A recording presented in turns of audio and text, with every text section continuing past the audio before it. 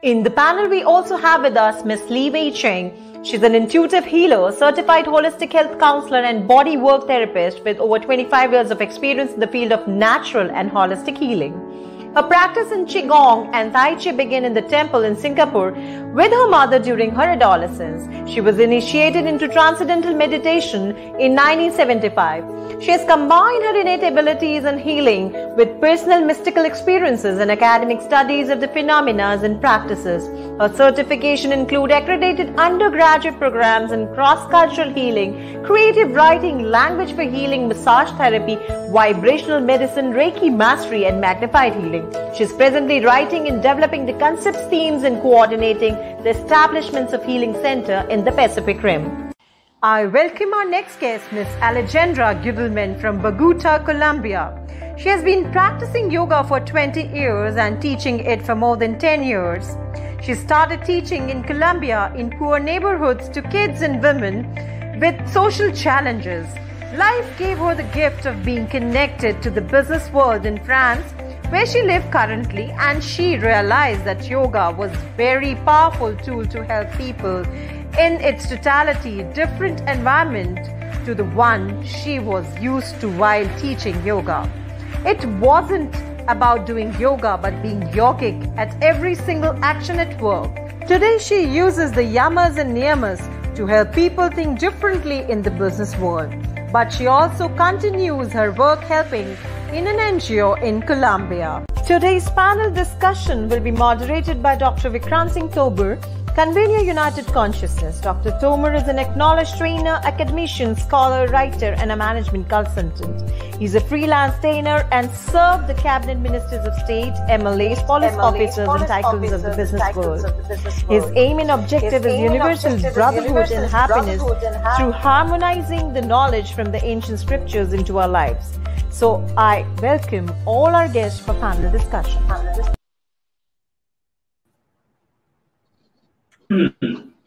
Namaste, friends. Namaste. We acknowledge your presence, Sanita ji. We acknowledge your presence, Carolina ji. We acknowledge your presence, Alexandra ji. We acknowledge your presence, Live ji. And we acknowledge your presence, Yogi Eric ji. And our wonderful audience from different parts of the world. We acknowledge your presence too. Today, we are going to discuss on a very important topic, yogic living, as yoga is not only art and science, it is also the way we live. So we have practitioners and teachers and the students of yoga today in our expert panel. So let me begin with Sanita ji. Sanita ji, when it comes to yogic living, what does it mean for you? When we say yogic living, what does that mean to you? When I think of a yogic living, I would definitely start with yamas and niyamas. These are the 10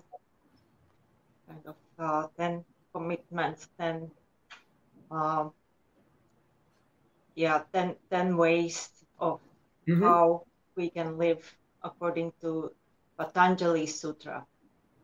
And there are 5 yamas, 5 niyamas, and you have already talked a lot about it during the conference, but that would be really the basis of yogic living. Thank you. Thank you, Sanita ji. Yogi Eric. Eric ji, when we talk about yogic living, what does it mean for you? Carolina, ¿cuál es la pregunta? ¿Qué significa para ti vivir en el yoga? Vivir el yoga. Para mí es una actitud de vida que comprende principalmente la actualización de valores de verdad, justicia, belleza, como las aspiraciones nobles humanas, y que eso se presente en la vida cotidiana, en el día a día, con la familia, los hijos, la pareja, la sociedad en la cual vivimos. For me, it's a way of life. It's a way of life with kindness, with love, with sharing with our family, our friends, and it in all our lives we live always yoga. Thank you. Lee Wai-Ching, you have been practicing, teaching, helping people with this. What is yogic living for you?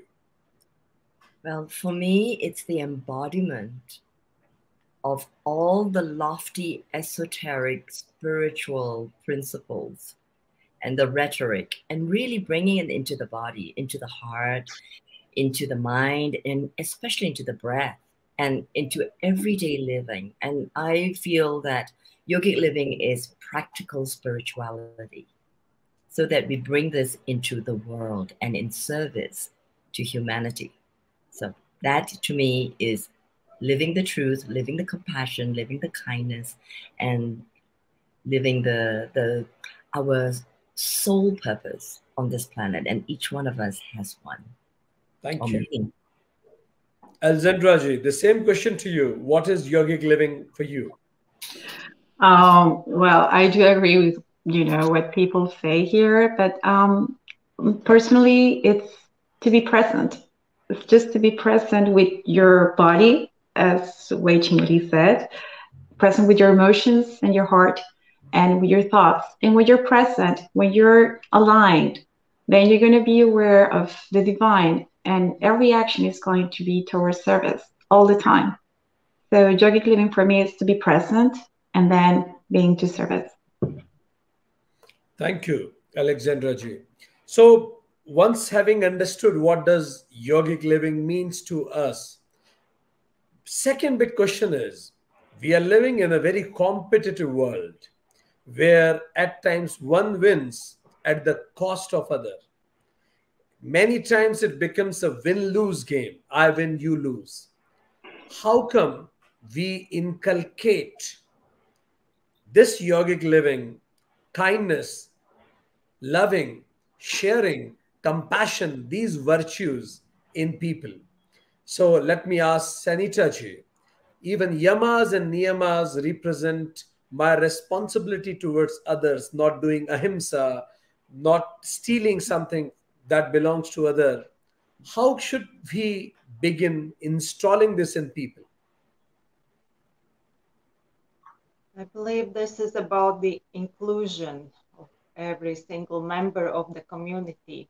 And it is very important to bring these values in the community and to share them between the members and really make people feel to be included, to have this sense of belonging which unites all of us. Thank you. Yogi Eric ji, how can we install these qualities in people? Eric, ¿Sí?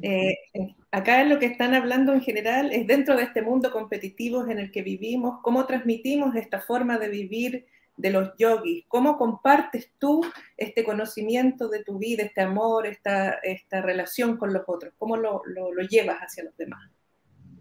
Con el ejemplo. Con el ejemplo, no hay otra manera que la acción cotidiana que uno tiene, que refleje eso que uno piensa y dice. ¿Vale? Que no sea solo un discurso, que sea una acción concreta que uno hace. En definitiva, es el ejemplo. Eric says that the way that to share this living in yoga is with the example. Not only we can talk, but the way we can live. Then the behavior in our day, all the time, that it's transmitted to another people and sharing with another. Thank you. As Yogi Eric said, be the change that you want to see in others. Mahatma Gandhi mentioned, be the change that you want to see in the world. Indeed, lead by example, Yogi Eric said. As they say, preach Bible and speak nothing. Let your behavior do the work. Yeah. Lee Wai-Ching, how can we install these values values of compassion, kindness. And you mentioned one important word is purpose of life. How can I utilize yogic techniques to know my purpose of life?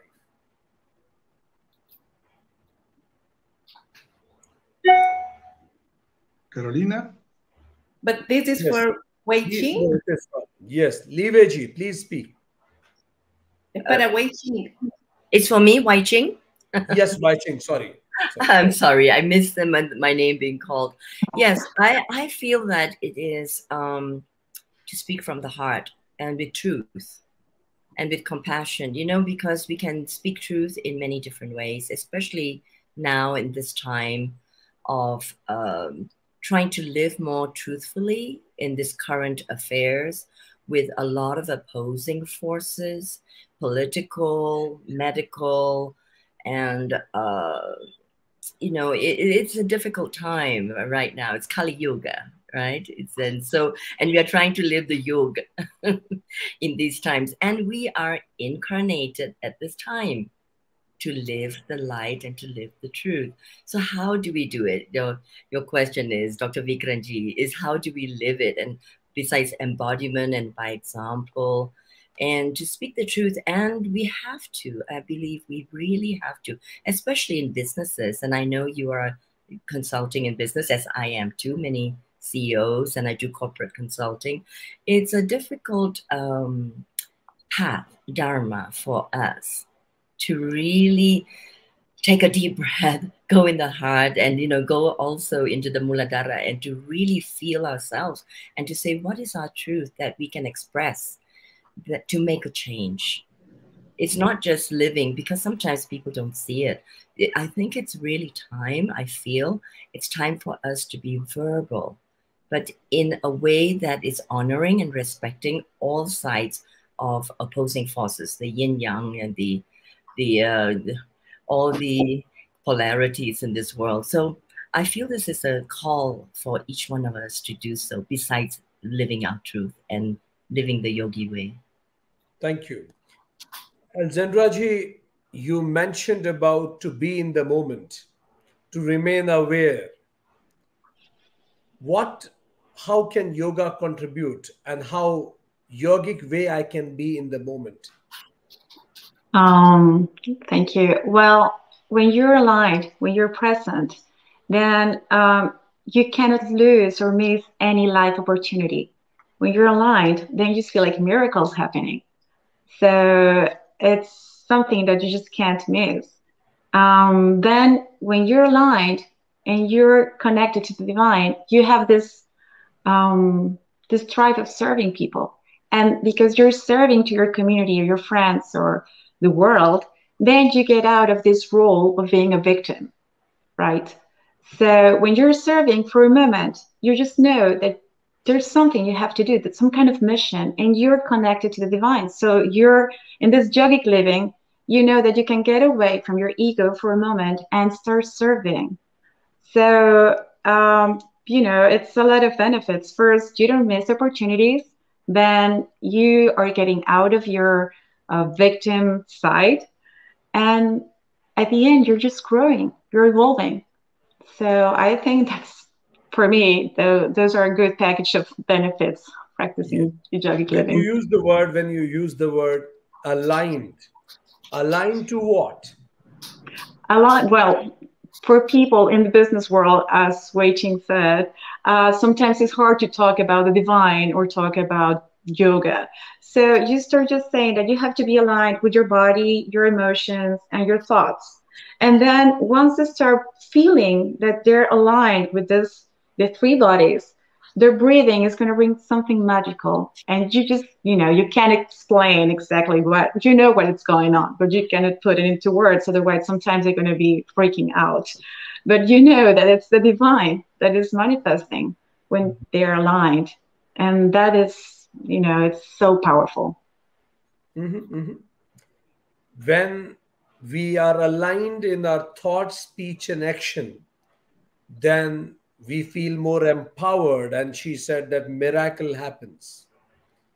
So, Sanitaji, how in yamas and niyamas, such great principles are given.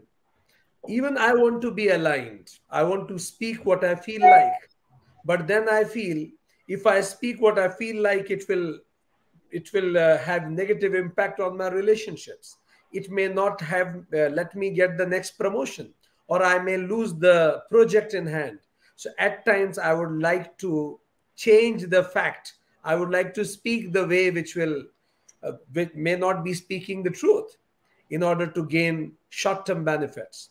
How will you motivate such people to follow yama and niyama when they see immediate benefit?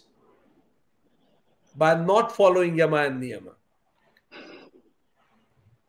Anybody from the group may pick up. Or Sanita, you would like to begin, then she can.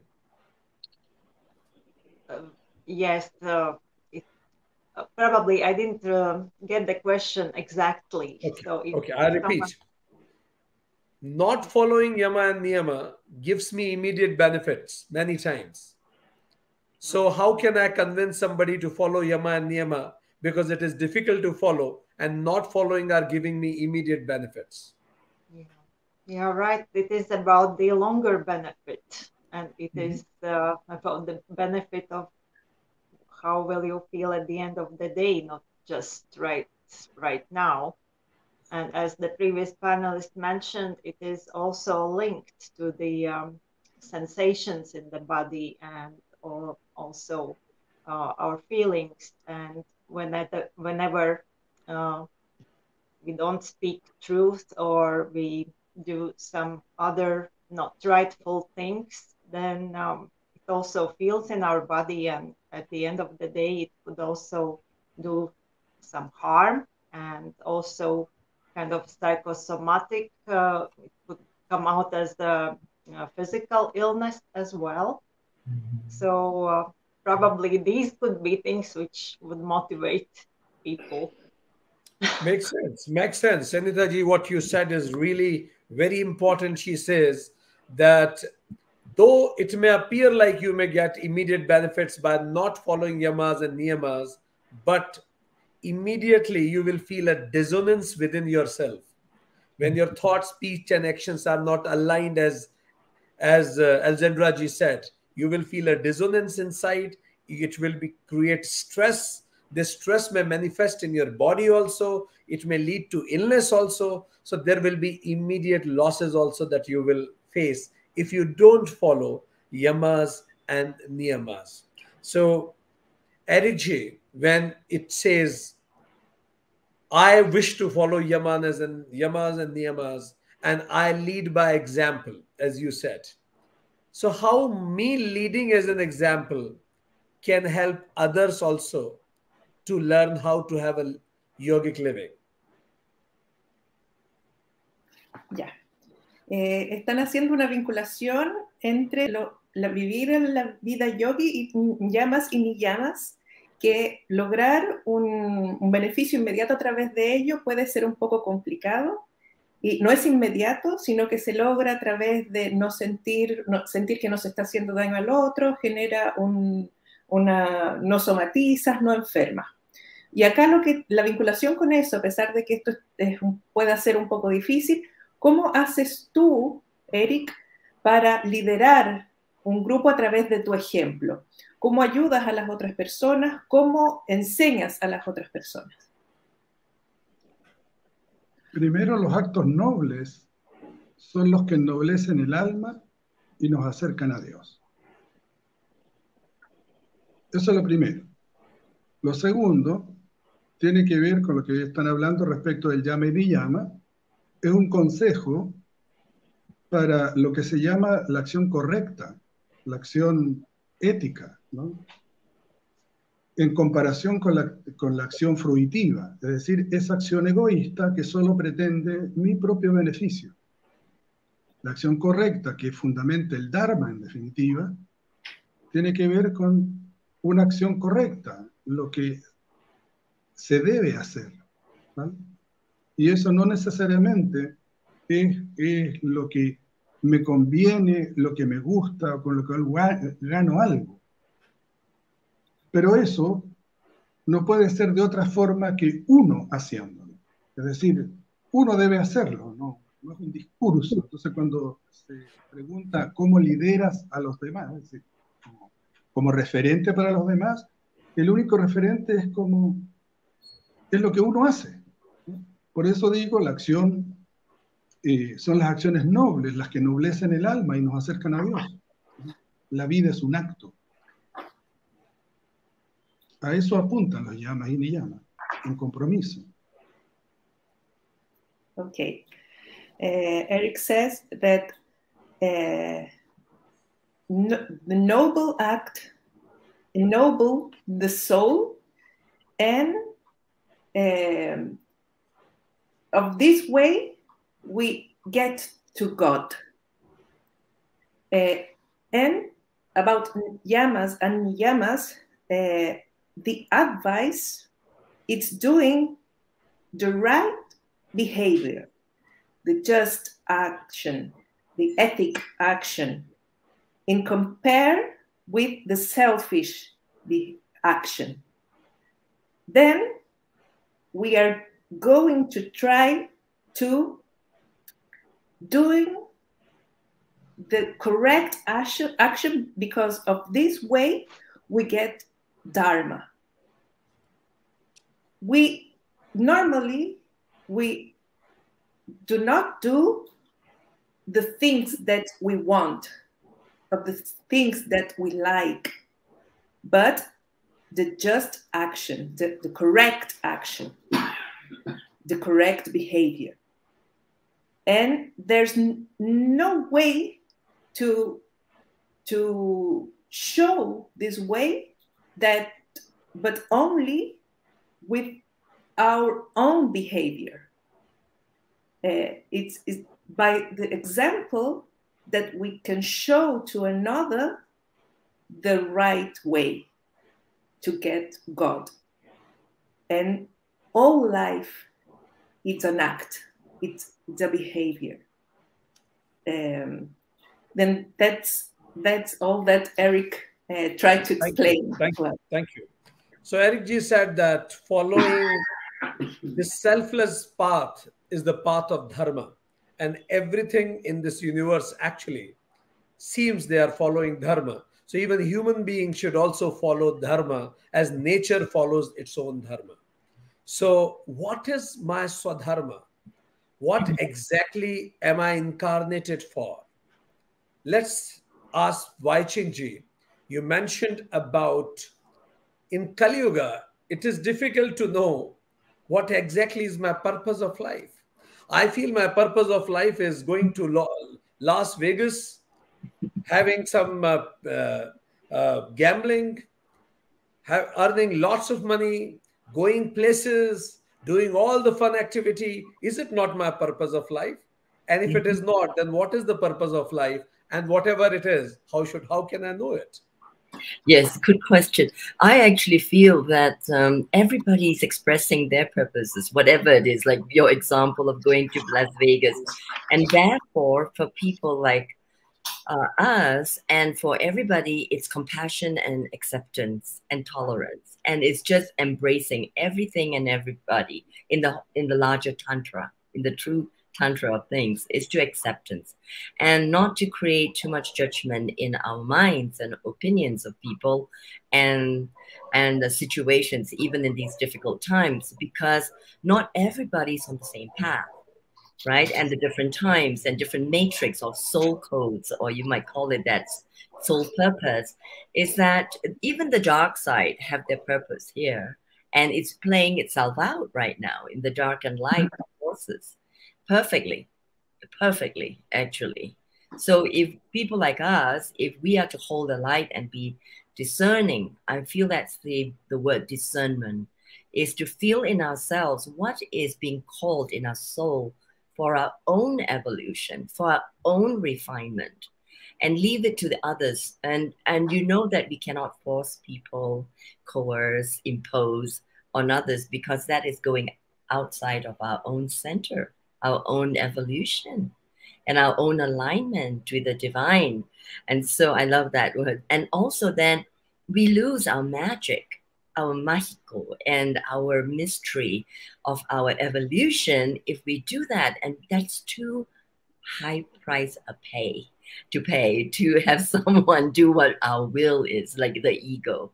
So I feel that each one of us in meditation and deep contemplation, we have to feel our own evolutionary moments, our path, and to evolve, to blossom, and allow others. So I feel like the magic can happen when we send the light and love to others. And I've seen it, of course, in healing, and allow people to evolve along their own path. Thank you. So Wai-Ching Ji mentioned that self-inquiry is an important tool to know your soul purpose. We all are so uniquely different. And that's why everybody has its own soul purpose. Even dark sides also have a significant impact on life, and they are also taking us indirectly towards our soul purpose only. Understanding this, let's ask from Alzendra Ji that you mentioned once you are aligned, you don't feel victimhood, ego goes down, and you serve the community and you have that feeling of servitude. So can you explain it a bit, how feeling of victimhood goes down when you are aligned? Well, something that I practice with people I work, and I do practice myself, is I imagine myself when I was 7 years old, and I ask people to go back to their inner child. So when we do this exercise, if we think about children, they are always listening to their bodies, and they're so connected. If they're thirsty, if something hurts, so they are very present, right? And then children, they're always curious about life, about nature, about the other person, and they're not into the selfish world like we adults. Sometimes we are so polluted and we want to achieve things. And kids, they just want to get to know each other, play, have fun, and be loved. And children, they have the notion that time actually it's different to the one that we live. So for adults, sometimes we are work, where we're so into our stress and how complicated is my life, then we have the impression that the day lasted only like 10 minutes. Like, oh my gosh, I just finished my day, I didn't do a thing. But kids, they have the impression that actually one day can last a week or maybe more, because they're so present that they really enjoy the moment. And besides all that, children, they tend to be generous, like really, truly generous. Sorry. So if when you're in the corporate world and you try to talk about yamas or niyamas, you just start, working with, just go to your inner child. And that helps a lot. It's something very simple. It's a very simple exercise. I do it myself. And you realize how powerful it is to just go to the basics. Alzendra Ji said, go to the basics. When we were in our inner child, there may be certain experiences of life which has crafted what we are today. Seeing those things from a fresh perspective may help us to come out of our feeling of even victimhood. Because when I was a child, when I suffered, probably that time I was not that much matured. But today, when I see the same incident with a mature mindset, I will understand that things happen this way. And it will help me to come out of my victimhood feeling. That's a profound, Alzendra Ji. Thank you for sharing with it. Sanita Ji, when we say that by not following yamas and niyamas, will have lots of issues in life. And that's why it is expected for everybody to follow yamas and niyamas. Now we together will try to make a yogic lifestyle for our audience. Let's begin from the beginning.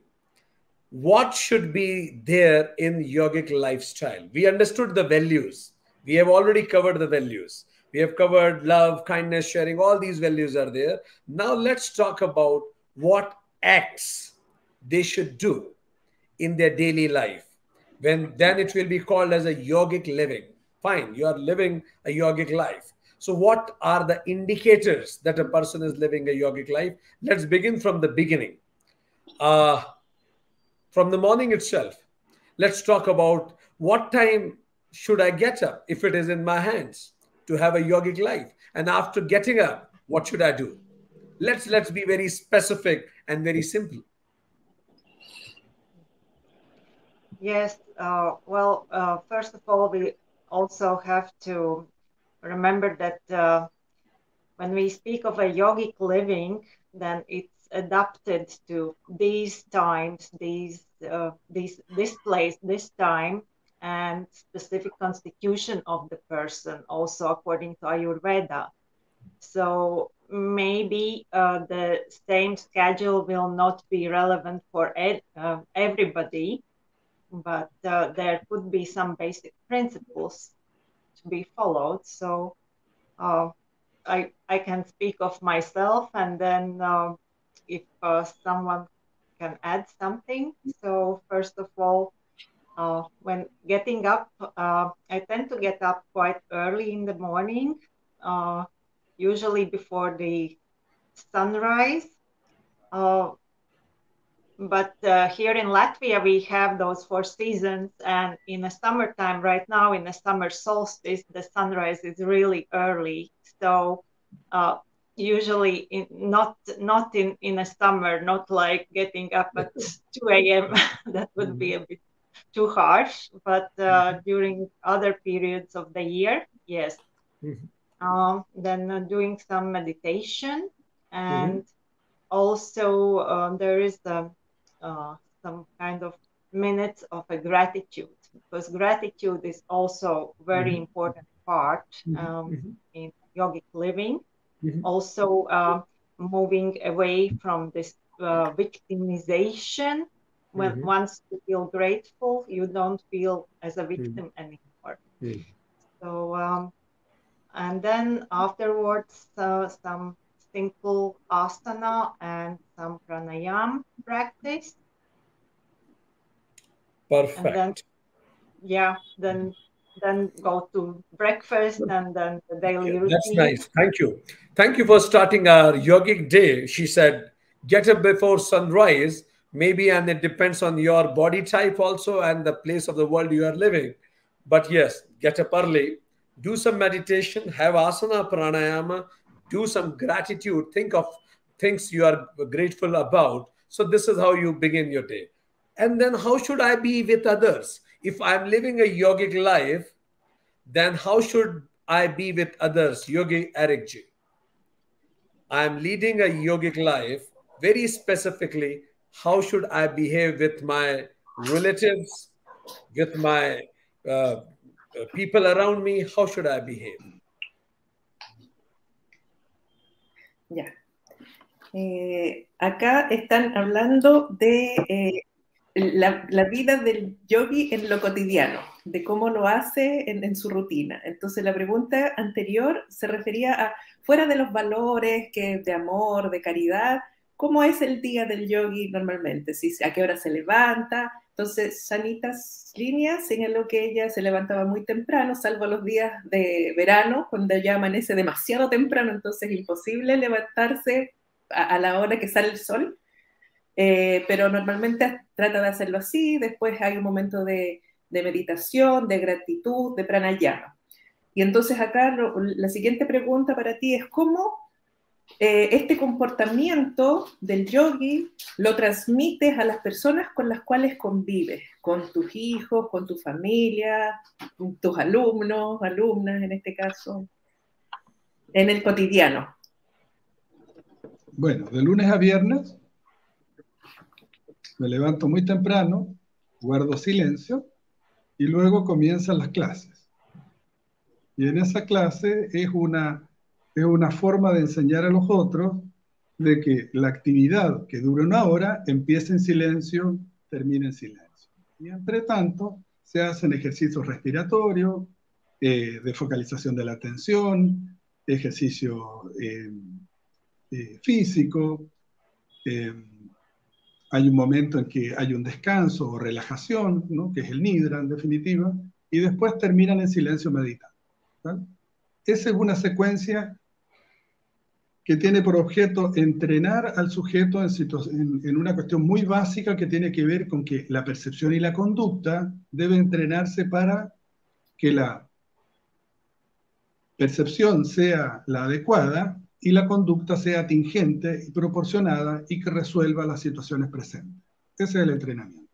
Entonces, se hacen varias clases durante el día. Entre tanto, tengo tiempo para estar con mi hija. Yo vivo solo con mi hija, que es la menor, de 16 años ahora. Los otros son mayores, ya tienen su vida. Y entre tanto, tengo que cuidar la casa, tengo que limpiar la casa, ir al supermercado, ¿no? Y también tengo relación con otros alumnos que me llaman y hay que darles el tiempo para conversar de su vida cotidiana, ¿no? De cómo resuelven la vida y cómo los acompaño en cuanto a resolver las situaciones de la vida. Y después en la tarde continúa con lo mismo, ¿no? Entonces yo vivo bastante solitario, ¿no? Porque necesito bastante tiempo para guardar silencio, ¿no? Tiempo largo de silencio. Y los fines de semana, la gente que manifestó interés por meditar, los invito a que de las 8 de la mañana a las 2 de la tarde hagamos, es decir, de las 8 de la mañana a las 10 de la mañana, durante 2 horas, meditamos juntos, ¿no? Para que la meditación no sean los 5 minutos, sino una cosa en serio, para que después se proyecte a que la persona medite 3 horas diarias. Entre tanto, hago lo que hace toda la gente. Voy al supermercado, limpio la casa, me ocupo de mis mascotas, etc. Lo que es como in the interest of time, we will need to start translating. Yes. Ok. Ahora te dio el tiempo para traducir. Thank you. Eric, divide the week between Monday to Friday and weekend. To Monday to Friday, they wake up early and stay in silence for a time. Then we begin the classes. And in the classes is a way to teach, to train this silence, the attention, and doing physics exercises. Then we rest in nidra. Then we take focus in an object and try to meditate. Then, because the principle is connect the attention with the correct conduct, the correct act, the correct behavior, and do the right things to attend this perception. Then, with the first time of classes 2 a.m., they care of their child, a daughter. She has 16 years old. Share the house, clean the house, go into supermarket, and he takes some time to have a chat with friends about life, people who need some kind of guidance for their lives. And 2 p.m. it's the same. Classes, time to take a time of silence. And at weekend, they, from 8 until 10, they share a time for a meditation with all people that want to share with him. But because the idea is take it seriously, the meditation, and 3 hours a day minimum. And he said there his life is so in solitude. He's basically is alone all the day with this thought or in meditation or in silence. Thank you. Thank you. Wai-Ching Lee, having understood what Dr. Eric G said, Yogi Eric said, He said it is important to be in silence also. What additional attributes, when I go to even office and I'm living a yogic life, I'm facing someday profit happens, sometimes it's loss, sometimes people are behaving according to me, sometimes they are not, lots of triggers. In a yogic life, how should I deal with these triggers in my office, in my professional life? Okay, I have a very simple practice and tip, very practical, is the communion of the soul. So usually when I do this counseling and consulting, I just tell people, and myself, I practice this, and it really is so effective, because this is the time of yoga between the soul and the physicality, our personalities. So this is that the moment we come back into our bodies, is that when we take the first breath, and so we come back to the basics, we speak the breath. So when we take the first breath in the morning, and this has helped a lot of my business clients, is that I just tell them, try not to turn on the alarm clock. Spend as much time as possible with the self, coming into consciousness, into our physicality and our minds, with the breath, and connect with the soul, the Atman, or whatever we want to call it, and really feel out the soma, the intelligence of our bodies, the cells, and our consciousness. What is the soul trying to tell us? And many people can actually solve business issues this way, because if they have a problem and adversity or conflict in the business, since we're talking, you're asking me the question about that, is that so many people have solved their issues in this deep contemplation before even thinking about an issue, is that the feeling in the body, the soul, the soma, is already giving an answer, a solution to the day. And then to envision what the day might want to become, based on the what we call the iching, the intention of the mind and the desire. Where does that come? Whether it's to make a lot of money, or it's to be fair to all the employees, or there's a difficult positioning, and how we can take it out into the world. And then when we are ready with that, because I feel that in meditation, I am a strong believer of flow and rhythm. So, and so every day is different. Every day the soul has a different message for us. And so we feel that the guidance is coming in at this very precious time. And sort of like coming out, and sometimes trying to go back into meditation when the mind is very, very active. So this is the way that we can just meditate for 1 half hour, whatever, 1 hour, and then take that into the world. So that's my practical tip. Thank you very much. Alzandra ji, this is how we started the day. We lived the day. We went to office. Now the time is to go back to the bed. So how should I end my day the yogic way? Well,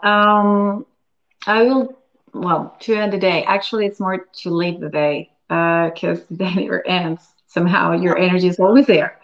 So I will just give you 5 tips that I give to my clients over time, and I do practice myself. First is, as I said before, every time that you're very harsh on yourself, especially in the professional world, try to remember that you're 7 years old, that you're learning, that you're curious, and you have to be positive all the time. And be positive and curious about the person that's working with you as well. You can see them as someone who's 7 years old. So you're not going to be very negative or very resentful about this person. So that's one tip. Remember that you're always learning, that you're a child. Then when I'm drinking water, that can be, during the whole day, I try to visualize, because I'm a very visual person. So I'm visualizing that the water is flowing through my throat, and it's like nourishing me, inspiring me, giving me all the vital, all the prana. So I can do it, before going to bed, or when I wake up, like every moment that you're feeling that, and you can breathe because you're in a meeting. So drink your water and visualize it for a moment. It's nourishing you. Okay, so second tip. Then the third tip is when you're very stressed and after, your day at the office, just lay down on the ground and be thankful for whatever you're feeling, for whatever your motion or your experience was during the day, just lay down and be connected to Mother Earth for a moment and be thankful. It's really, really helpful. And fourth, as Wai-Ching Lee said, breathing. So at least 3 cycles per day, I recommend to breathe in from the sole of the feet to the top of your head. Then exhale, top of the head, sole of the feet. Do it 3 times, and then 3 cycles during the day. So you don't have to wait to be stressful or panicking before a meeting. You can do it at every time. You can go to the toilet, say, excuse me, and then you can do your breathing and coming back. And, it's a way to keep you centered. And the last one is the karma yoga. Like, whatever you're doing, think about service. Go back to the notion of being into service. And I honestly believe that our purpose here is to serve. And that's what we're doing here during this meeting. We're serving. So that's it. 5 tips. Thank you very much. Thank you very much, respected guests from different parts of the world and the audience that were watching us. So we had a beautiful discussion over yogic living. And the discussion started with Sanita ji mentioning the importance of yamas and niyamas. We understood in this discussion that when you follow yamas and niyamas, you are aligned. As Alexandra ji said, you are aligned, your body, thoughts, and emotions are aligned. You feel less victimhood, your ego goes less, and you feel more to serve others. In the words of Dr. Eric, Mr. Eric, you actually are aligned with dharma and you do selfless actions. And how to propagate this? Be the example. Lead by example, be the change that you want to see in the world. And how should I lead my life? Yama and Niyama's way. Wai-Ching Ji mentioned that we all are so unique. We all have our own soul purpose. Self-inquiry is the way which will help us to know the purpose of my existence, incarnation. Even the dark sides of life also have something to contribute in this. And she also mentioned about Mooladhara and even chakras, how they can contribute in our understanding about self. When you don't follow yamanas, niyamas, then Sanita ji said, it will create dissonance, stress, fear, guilt, even physical illness. So following yamas and niyamas has got bundle of benefits, not following has got bundle of disbenefits, and that's why we should lead a yogic life. Then how should I begin a yogic day? Sanita ji mentioned that if you want to begin a yogic day, then get up early, depending on your geometrical position, but try to get up early, do meditation, gratitude meditation, asanas, and some pranayama. Yogic Eric said, have some time for silence also. Do Nindra Yoga. Yogi Eric also mentioned the importance of balancing the family life and the work life. Even it is important to give due time to your friends also, as Yogi Eric mentioned. So do balance in your work, professional life, and social life, and have some silent time for yourself also. Wai-Ching Ji added in that you should also think about communion with the soul. Whenever you get confused or whenever you are confronting any moment of making any decision, focus on your breath. Be silent, connect with your soul, and see what your soul is replying to you. You may do it in morning, you may do it in afternoon, whenever you feel like. You can do it anytime, any day, any moment. And it will help you to connect with your soul, and you will get tremendous answers. Alexandra ji said that you should leave the day, in her words, rather than ending. You should leave the day, but while leaving the day, assure that you have lived the day enough. And how to live the day enough? She said, keep learning. It keeps you fresh. Yogic living is learning. Be curious, just like a 7-year-old child, and see others also as a 7-year-old child. That way you will forgive them soon. And to be curious about them also. Be interested if you want to be interesting, as they say. When you are drinking water, feel it is nourishing you. When you are breathing, feel it is nourishing you. Take a pause and really feel it it will start nourishing you. When you feel stressed, lay down, connect to the Mother Earth, and think for all the things that you are grateful for. 3 cycles of deep breath from feet to head, 3 times a day. If you do, it will revitalize. And at the end of the day, throughout the life, let's do karma yoga, serving without any expectation of results, what we are doing right now, doing our own dharmas. Thank you very much, friends, for being here and enlightening United Consciousness and the audience from different parts of the world. Thank you. Namaste.